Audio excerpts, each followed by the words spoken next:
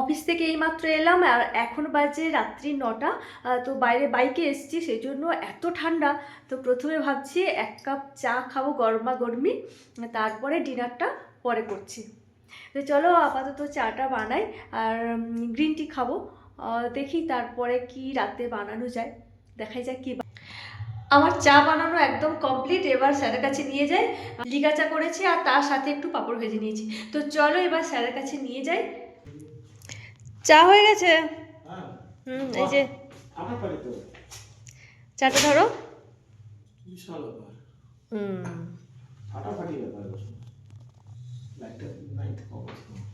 লাইটটা অফ করে দিয়েছিলাম তখন, তারাও লাইটটা জ্বালি। এবার ঠিক আছে।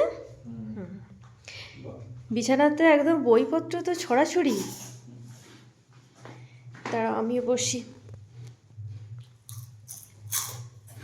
স্যারের বাড়ি বলে বোঝা যাচ্ছে, স্যারের বাড়ি বলে বোঝা যাচ্ছে। কি লিখছিল? এটা প্রশ্ন বানাচ্ছিলে? আচ্ছা, এরপর আবার ডিনার বানাতে হবে। বাইকে যখন আসছিলাম কত ঠান্ডা লাগছিল বলো। আর আমাদের হয়েছে গেট। প্রতিদিন ভাবি যে গেটটা পেরিয়ে যাবো আর গেট পড়বে না, ওরে বাবা, কিন্তু রোজই গেট পড়ে। গেট পড়া মানে 20 মিনিট 25 মিনিট ব্যাস জ্যামে আটকে যাওয়া, আর তেমন ঠান্ডা।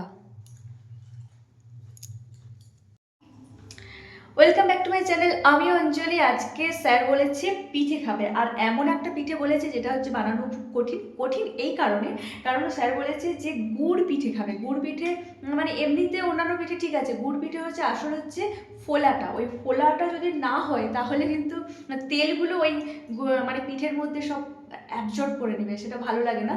তো দেখাই যাক পিঠেটা বানাই। আর তার জন্য আমার এখানে ব্যাটারটা আমি রেডি করে নিয়েছি। এটা হচ্ছে ব্যাটার। এর মধ্যে কিন্তু আমি দিয়েছি চাল গুঁড়ি দিয়েছি, তারপরে দিয়েছি ময়দা আর সুজি, তিনটে মিক্সড করে এটা একটা ব্যাটার বানিয়ে নিয়েছি। আর দিয়েছি গুড় ব্যাস। আর তেল এইদিকে তেলটা হচ্ছে গরম করতে দিয়ে দিয়েছি। তো দেখি ফার্স্ট আমি একটা প্রথম দিয়ে দেখবো যে তেলটা টানছে কিনা। তেলটা একদম গরম হয়ে গেছে। এর মধ্যে এবার এই ব্যাটারটা এবার দিয়ে দেবো। এতগুলো বানানো হয়ে গেছে, এবার আর একটা বাকি আছে। এই যে এটা এবার নামিয়ে নেব। কেমন হয়েছে বলো? বানাতে পেরেছি তো? ফাটাফাটি হয়েছে। যতগুলো লাগবে নিয়ে নাও, ঠিক আছে? খাও, তারপর আবার দেবো। মিষ্টি ঠিকঠাক আছে? ঠিক আছে। আচ্ছা, আমি ভাবতে পারিনি যে এরকম ফুলবে বলে। খুব ভালো হয়েছে।